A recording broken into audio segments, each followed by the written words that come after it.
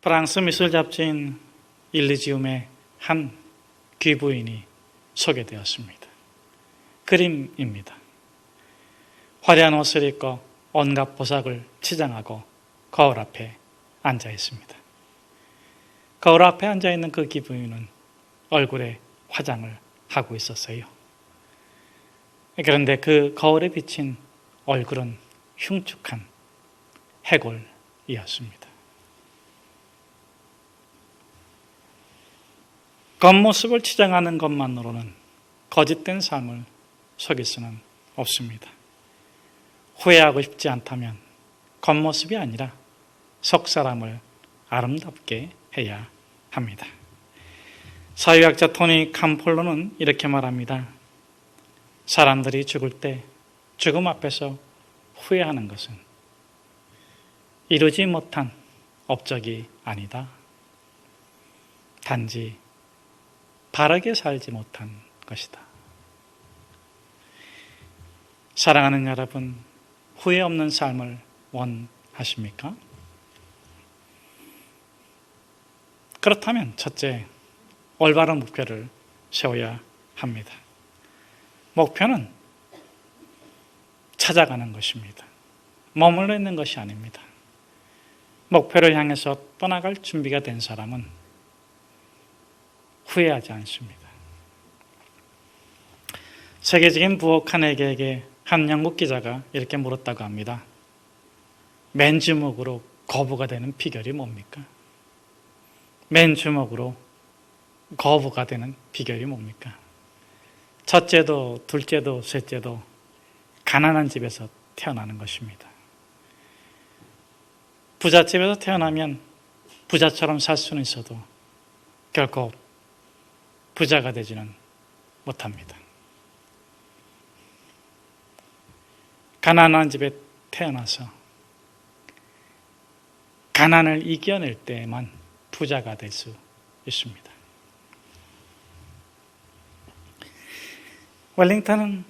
카네기는 어렸을 때부터 그렇게 가족들 앞에서 결심하고 또 결심했다 그래요.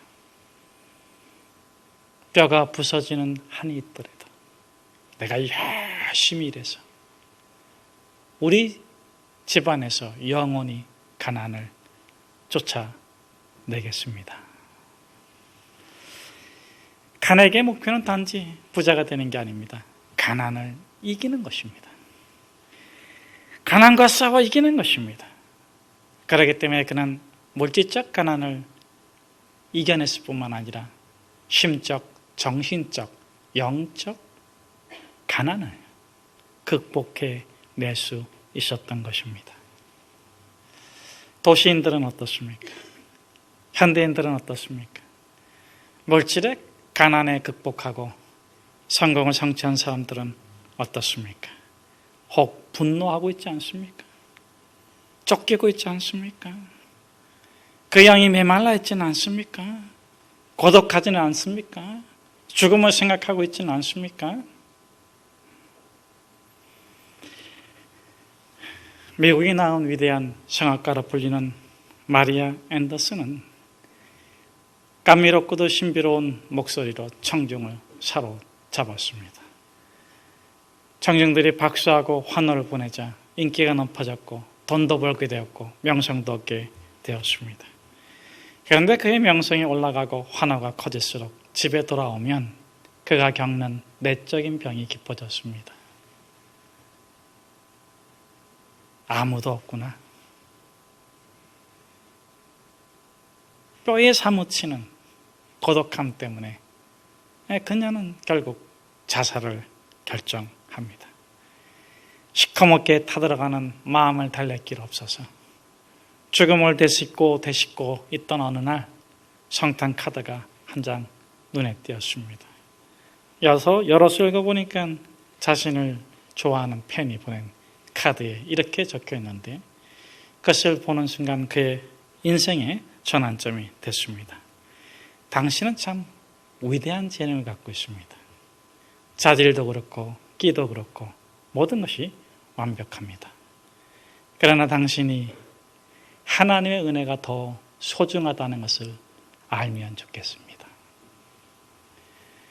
그것을 읽는 순간 마리아는 무릎을 꿇고 부르짖기 시작합니다. 하나님, 당신이 계시다면, 하나님, 당신이 살아계시다면 당신의 은혜를 깨닫게 해주십시오.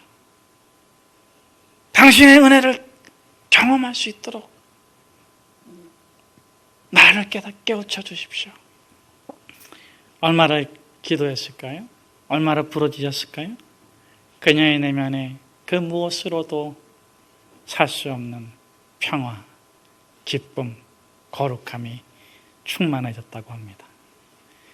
그 다음부터는 무대에 서서 노래가 끝나고 많은 사람들이 박수와 환호를 보낼 때 그녀는 조용히 손을 하늘을 가리켰다 그래요.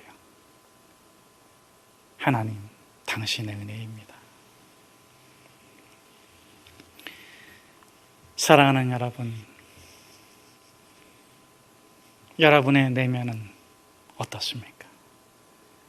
말할 수 없는 기쁨과 고요한 평안이 가득 차 있습니까?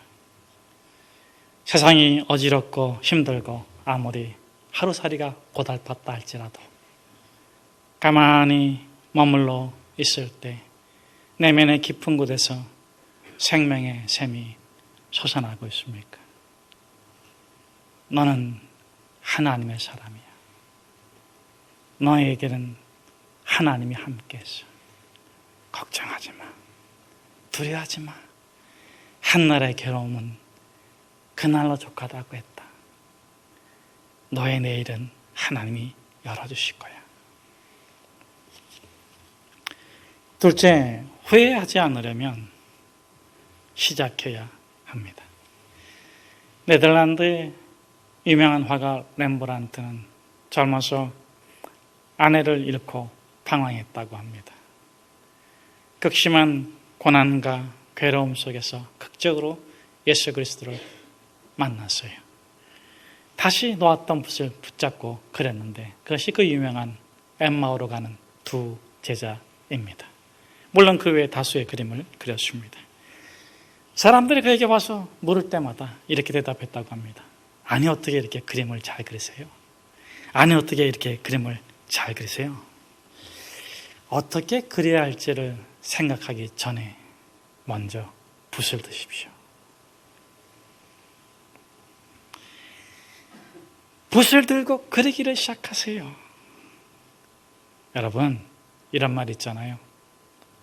시작이 반이다. 그런데 이런 말이 또 있잖아요. 실패한 건 용서받을 수 있어도 시작하지 않은 건 용서받을 수도 없다. 시작하세요. 믿음을 시작하고 경건을 시작하고 영생의 길을 시작하십시오.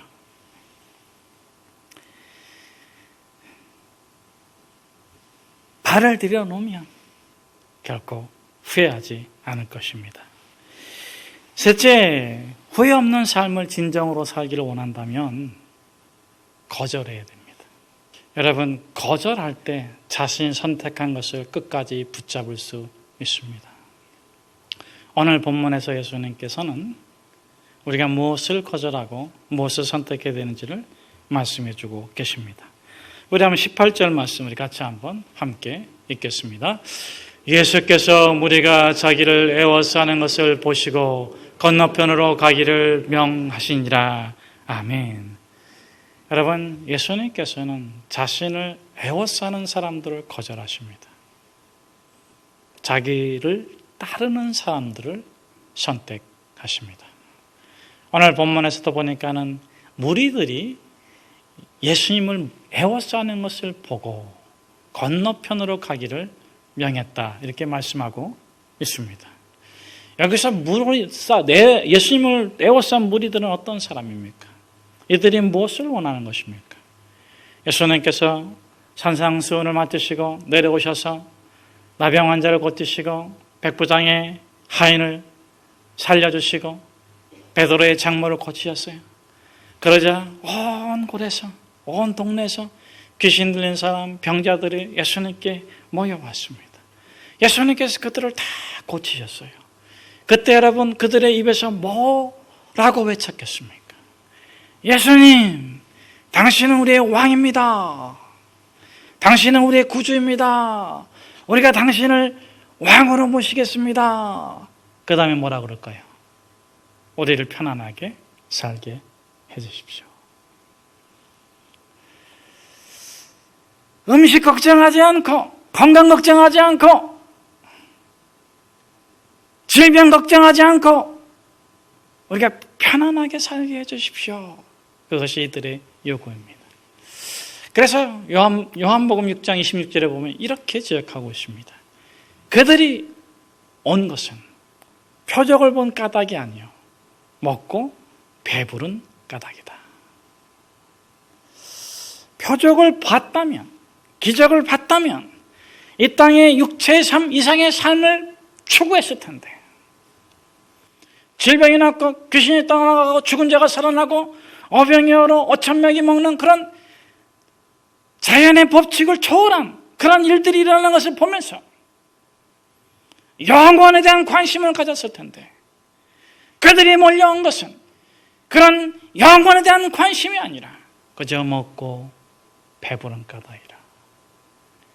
그래서 예수님께서 요한복음 6장 27절에 이어서 말씀하십니다. 너희는 썩을 양식을 위해서 일하지 말고 썩지 않을 양식을 위하여 일하라. 여러분은 죽음으로 끝나는 인생입니까? 그 이상은 없다고 생각합니까? 만약 그 이상이 있다면 어떻게 되기를 원합니까? 찰스 피니는 변호사였는데 목사가 됐어요. 그가 겪은 한 사건 때문에 그렇습니다. 그가 변호사 공부를 마치고 판사를 만나기 위해서 기다리고 있는데 하나님의 음성이 그에게 들려옵니다. 피니야, 너 이제 뭐 할래? 개업해야죠. 그 다음에는 돈 벌어야죠. 그 다음에는 늙겠죠. 그 다음에는 죽겠죠. 그 다음에는. 여러분, 죽은 다음에는 무엇이 있겠습니까? 그 다음에 무엇이 있습니까? 페니는 그 다음에 심판이 있다는 것을 깨닫고 숲으로 달려가다가 엉엉 울면서, 하나님, 내가 이 땅의 삶이 아니라 영원을 준비하는 삶을 살도록 도와주십시오. 그렇게 기도했습니다. 사랑하는 여러분, 우리도 한번 우리 자신에게 물어봅시다. 그 다음에 뭔데? 그 다음에 뭔데? 애기 열심히 키워야지. 그 다음에 뭔데? 시집장가 보내야지. 그 다음에 뭔데? 손주 봐야지. 그 다음에 뭔데? 여러분, 언제까지 우리가 이 땅에서 살겠습니까? 반드시 죽음은 우리를 찾아옵니다. 여러분, 천국이 없다면 다행이지만 있다면 어떡하실래요? 믿어서 손해볼 거 있습니까? 바르게 살아서 손해볼 거 있습니까? 진리를 따라서 손해볼 것이 있습니까? 내일 죽을 것처럼 오늘 삶을 산다고 해서 손해볼 것이 있습니까? 여러분, 죽음 앞에 서 있는 사람은 깨끗한 거예요. 우리 19절, 20절의 말씀을 같이 함께 읽겠습니다. 한 서기관이 나와 예수께 말씀하여되, 선생님이여 어찌하여? 예수께서 이르시되, 여우도 굴이 있고 공중의 새도 거처가 있으되 인자는 머리 둘 곳이 없다 하시더라. 한 서기관이 나와서 예수님께 이렇게 말합니다. 어디를 가시든지 내가 따라가게 하겠습니다. 예수님께서 무리를 거절하시고 건너편으로 가기를 명하시자 그 명을 듣고 어디를 가든지 따르겠습니다. 여러분, 당시 예수님은 사회 지도층하고 사이가 안 좋았어요. 서기관 바리새인들은 예수님과 적대적 관계였습니다. 그들은 기득권을 가지고 있었고 그들은 종교적 정치적 세력을 형성하고 있었어요. 서기관은 고위직 사람입니다. 영향력 있는 사람이에요. 이런 사람이 선생님 어딜 가든지 제가 따라가겠습니다. 함께 하겠습니다. 이랬을 적에 얼마나 큰 파급 효과가 있겠습니까? 그런데 여러분, 예수님께서 뭘 하십니까? 거절하십니다. 왜 거절하실까요? 첫째, 자기 마음대로, 자기 뜻대로, 자기 방식대로 예수님을 따를 수 없기 때문에 그렇습니다. 이 서기관은 자기 같은 사람이라면, 잘 배우고 능력 있고 실력 있고 파워 있는 사람이 따라가겠다면 당연히 받아줄 줄 알았어요. 교만입니다. 영적 교만입니다.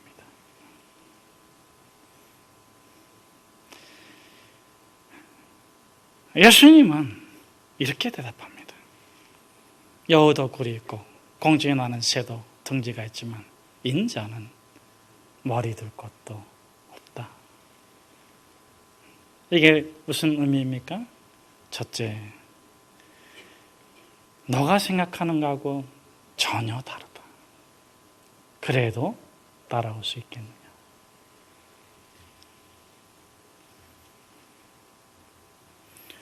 여러분, 우리가 예수 그리스도를 믿는 것은 친구를 믿는 게 아니에요. 전문가를 믿는 게 아니에요. 창조주이시고 절대주이시고 완전하신 하나님을 받아들이는 겁니다. 그분을 내가 믿기로 결정하는 거예요. 여러분, 그래서 믿음은 인간의 것이 아닙니다. 하나님이 선택할 때만 믿을 수 있는 거예요. 제가 물어볼 테니까 여러분 대답해 보십시오. 천지 창조를 믿습니까? 처녀가 잉태해가지고 예수님을 낳은 걸 믿을 수 있습니까? 예수님께서 십자가에 사람이신데 십자가 달려 죽으셨다가 부활한 걸 믿을 수 있습니까? 여러분, 그걸 어떻게 정신적으로, 이성적으로, 합리적으로, 과학적으로 믿을 수가 있겠어요? 어떻게 처녀가 잉태해서 아기를 낳습니까? 믿을 수가 없어요. 더 믿을 수 없는 것은 인간 예수 한 사람이 죽어서 온 인류를 구원한다는 그 십자가 사건을 믿을 수 없을 뿐만 아니라 인간이 죽음을 넘어서 부활한다는 것을 어떻게 믿는단 말입니까? 그런데 예수님을 믿는다는 것은 십자가를 믿는 것이고, 그 십자가를 믿는다는 것은 내 모든 죄악이 그리스도의 은혜로 대속함을 받고 나의 조건과 나의 상황과 나의 모든 것과 상관없이 하나님이 나를 선택하심으로 십자가의 은혜가 내게 임함으로 내가 영생의 존재로 부활한다는 것을 믿는 것입니다. 그러므로 믿음은 인간의 일이 아니요 하나님의 일인 것입니다. 그러기에 믿음 앞에선 극과 극으로 나눠지는 거예요. 여러분, 그것을 이상하게 여기지 마십시오. 그저 그 십자가 은혜가 믿어지는 사람은 감격할 뿐입니다. 여러분, 가끔 가다가 머리를 치면서 그런 생각 안 해보셨어요? 저는 가끔 가다가 그런 기도를 드립니다. 하나님, 왜 하필이면 나 같은 사람을 선택하셨습니까? 이 세상에 얼마나 위대하고 훌륭하고 좋은 사람들이 많은데 왜 나 같은 사람을 선택했습니까? 그러나 하나님, 나는 그것을 이 모든 세상과 바꾸지 않겠습니다. 여러분, 제가 멋있어 보입니까? 멋없어 보입니까? 여러분, 제가 존경스럽습니까? 존경스럽지 않습니까? 여러분, 제가 잘 사는 것 같습니까? 못 사는 것 같습니까? 여러분, 겉모습만 봐서 그래요. 제가 어젯밤에도 아주 그냥 고생하고 왔어요. 물론 우리 아내는 더 고생했지만 제가 오늘 아침 교회 몇 시에 왔는지 아세요? 그 바람난 청소년들한테 그 직장 막 들어간 그 신입사원들한테 엄마 아빠가 그런다면서요. 야, 늦게 들어와라 이런다면서요. 그 늦게 들어오라면 몇 시예요? 야, 11시, 12시 되기 전에 들어오라는 거예요. 일찍 들어온다고 안 그런데요. 일찍 들어오라고 안 그런대요. 왜냐하면 일찍 들어오는 거는 4시, 5시, 6시 들어오는 거라서 일찍 들어오라고 안 그런다 그랬는데 저는 진짜 일찍 왔어요. 오늘 2시에 왔어요. 2시에. 우리 막내 녀석이 응가를 해가지고 우리 아내가 다 치웠어요. 제가 이제 좀 자다가 일어나가지고 다시 잠이 안 와가지고 저는 또 얼마나 또 좋았는지 압니까? 또 하나님께서 오늘 이 블레싱데이를 맞이해가지고 나를 2시에 깨우셔가지고 교회 왔더니 뭐 정신이 몽롱해가지고 시험을 앞뒀는데 시험 치를 시간이 됐는데 잠 못 자가지고 손해보는 그런 학생 심정으로 제가 지금 있어요. 그런데 여러분들은 그러는 것 같아요. 목사님, 나는 더 힘들어요. 알아요. 여러분 더 힘드실 거예요. 더 마음이 어려우실 거예요. 그래도 우리 목회자들은 울타리가 있는데 여러분 울타리가 없잖아. 사랑하는 여러분, 주님께서 여러분을 선택하시고 여러분을 지켜주시고 여러분을 보호해 주시고 끝까지 인도해 주실 거예요. 우리 21절, 22절 말씀을 같이 한번 함께 읽겠습니다. 제자 중 또 하나가 가로되 주여 나로 먼저 가서 내 아버지를 장사하게 허락하옵소서. 예수께서 가라사대 죽은 자들로 저희 죽은 자를 장사하게 하고 너는 나를 따르라 하시니라. 예수님께서 거절하는 게 있습니다. 과거로 돌아가는 사람 거절합니다. 올바른 선택을 했는데 과거로 돌아가는 사람 거절하십니다. 오늘 이렇게 말씀하십니다. 서기관은 아직 예수를 따르지 못했지만 이 제자는 예수를 따르잖아요. 올바른 길을 선택했어요. 그런데 아버지를 장사하겠다고 합니다. 당시 그것은 가장 선한 일입니다. 또 아버지를 장사하고 나면 그 유산을 물려받게 되어 있습니다. 자기 몫을 챙기고 와서 예수님을 따르겠다고 하는데 예수님이 효도하지 말라고 그러지 않습니다. 여러분, 하나님을 사랑하는 것을, 부모님 사랑하는 것으로 증명하세요. 하나님이 가장 기뻐하시는 일입니다. 그런데 예수님께서 하시는 말씀은 무엇입니까? 과거로는 돌아가지 마라. 지나간 과거 가지고 실험하지 마라. 올바른 길을 선택하고 그 길을 걷고 있다면 도전해라. 끝까지 가라. 혹자는 이런 말을 합니다. 선택이 100% 옳았다면 그건 선택이 아니라 정답일 것이다. 우리가 하는 선택은 항상 50대 50이다. 선택했고 나서도 갈등이 있기도 하고 후회스럽기도 하다. 그러나 50을 100이 되게 하는 건 선택한 자의 몫이 아니겠는가.